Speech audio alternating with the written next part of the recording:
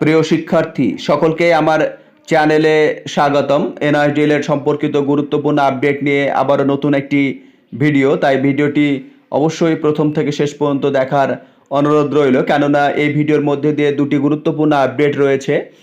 একটা হচ্ছে কৌশিকদার কেসের আপডেট, যে আমাদের পশ্চিমবঙ্গে কৌশিকদার কেসের কি আপডেট রয়েছে সেই সম্পর্কিত একটা আলোচনা। দুই নাম্বার হচ্ছে সারা ভারতবর্ষ জুড়ে এনআইডিএল এর শিক্ষার্থীদের বর্তমান পরিস্থিতি কি চলছে সেই নিয়ে আলোচনা হবে, তাই ভিডিওটি প্রথম থেকে শেষ পর্যন্ত দেখবে।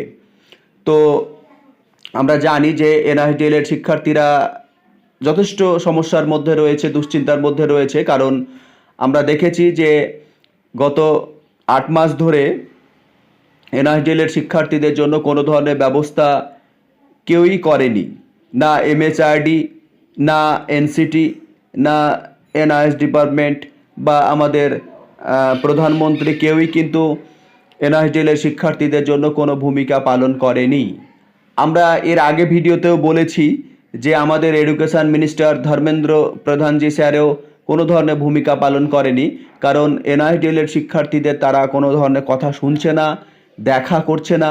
মানে এই রকম ব্যাপার যে এনআইডিএল এর শিক্ষার্থীদের এক রকমের সহ্য হচ্ছে না তারা প্রতিনিয়ত এনআইডিএল এর শিক্ষার্থীদের প্রতি দুর্ব্যবহার করছে, কিন্তু এনআইডিএল এর শিক্ষার্থীরা কিন্তু থেমে নেই। তারা হার এখনও মানেনি, তারা লড়াই চালিয়ে যাচ্ছে, কেননা তারা জানে যে তারা যথেষ্ট লিগ্যাল ওয়েতে আছে, তাদের কোনো ভুল নেই। ভুলটা রয়েছে সরকারের, ভুলটা রয়েছে বিভিন্ন ডিপার্টমেন্টের, ভুলটা রয়েছে এনসিটির। সেক্ষেত্রে এনআইডিএল এর শিক্ষার্থীরা একটা গুরুত্বপূর্ণ ভূমিকা নিয়েছে। সেই ভূমিকাটা হচ্ছে এই যে আমাদের প্রদেশ কংগ্রেস বা জাতীয় কংগ্রেস রাহুল গান্ধীর সঙ্গে একটা আলাপ আলোচনা, এবং আমরা দেখেছিও যে কংগ্রেসের একজন নেতা এবং তার নেতৃত্বে একটা বিশাল জনসভাও হয়েছে এনআইডিএল এর শিক্ষার্থীদের নিয়ে। আমরা এও দেখেছি যে রাহুল গান্ধী বলেছেন যে বিহারে যে সমস্যা চলছে ছাত্রছাত্রীদের নিয়ে, সেই সমস্যা দ্রুত নিষ্পত্তির ব্যবস্থা করতে বলা হয়েছে, এবং তিনি রিকোয়েস্ট করেছেন প্রধানমন্ত্রীকে যে তিনি যেন ব্যাপারটা তাড়াতাড়ি নিষ্পত্তি করে দেয়, তাহলে শিক্ষার্থীরা অনেকটা সুবিধা পাবে। এই রকম একটা বিষয় উঠে এসছে।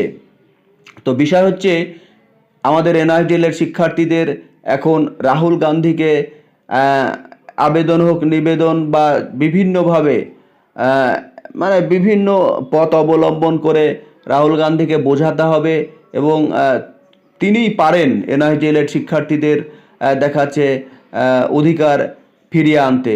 তাই অবশ্যই এনআইডিএল এর শিক্ষার্থীদের রাহুল গান্ধীকে টুইট করতে হবে, প্রয়োজনে দেখা করার জন্য কোন পন্থা অবলম্বন করা যায় সেটা করে, কিন্তু আলাপ আলোচনার মধ্যে দিয়ে এনআইডিএল এর শিক্ষার্থীদের সামনের দিকে এগিয়ে নিয়ে যেতে হবে।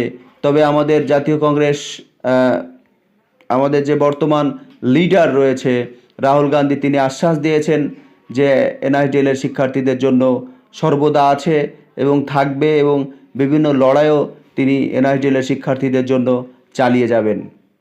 আমরা দেখেছি নিট পরীক্ষাতে যেভাবে নিট পরীক্ষা পার্লামেন্টে উঠেছে, এবং নিট একটা বড় বিষয়, এডুকেশনের একটা ইস্যু হয়ে দাঁড়িয়েছে, সেই রকমই এনআইডিএলএডও খুব তাড়াতাড়ি পার্লামেন্টে উঠবে, এবং এনআইডিএলএডের জন্য বিশেষ কিছু ভাবা হবে, এটা আশা করা যায়। 2 নম্বর বিষয় হচ্ছে আমাদের পশ্চিমবঙ্গে কৌশিকদার কেসের যে আপডেট।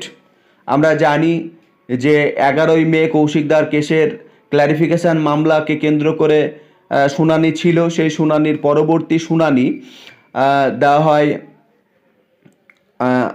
গতকালকে ছিল শুনানি, এবং সেই শুনানির মধ্যে দিয়ে কি হয়েছে সেই বিষয়টা আমাদের জানতে হবে।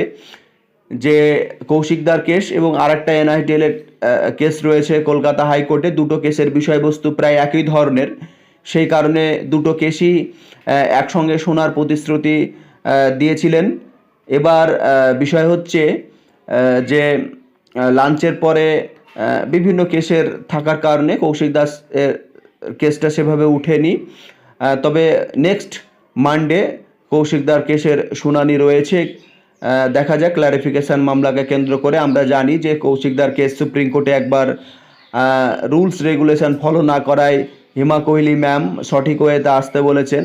আমরা জানি কৌশিকদার কেস এর আগে কেস ডিসপোজ হয়েছে, আশা করছি এবারও কেস ডিসপোজ হবে এবং এই কেসটা তারপরে সুপ্রিম কোর্টে যাবে এবং সুপ্রিম কোর্টে ম্যাম যেভাবে প্রতিশ্রুতি দিয়েছেন অবশ্যই কৌশিক দাসের কথা শোনা হবে এবং তারপরেই সমস্ত বিষয় একটু একটু করে বেরিয়ে আসবে।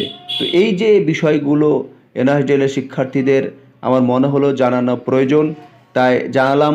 পরবর্তীতে যদি কোনো আপডেট আসে বা কোনো ধরনের আপডেট থাকে তাহলে অবশ্যই সবার আগে জানিয়ে দেওয়া হবে। সকলেই ভালো থাকবেন, আজকে এই পর্যন্ত।